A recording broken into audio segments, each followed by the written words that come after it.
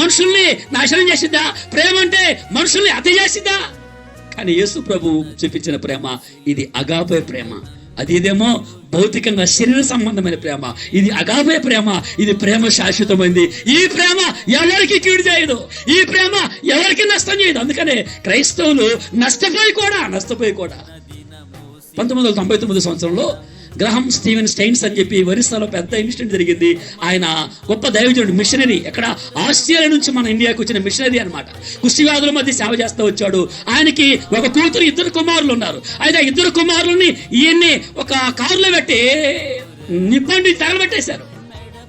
వాళ్ళ భార్య ఇచ్చిన స్టేట్మెంట్ ఏం తెలుసా? నా భర్తని చంపేసిన వాళ్ళని, నా పిల్లల్ని చంపేసిన వారిని నేను క్షమిస్తున్నాను. చెప్పడం గట్టిగా. ఎక్కడొచ్చింది క్షమాగుణం? ఎలా వచ్చింది క్షమాగుణం? యేసు ప్రభు ఎలాంటి మనసు కలిగి ఉన్నాడో ఆయన నాకు నేర్పించడం అంటే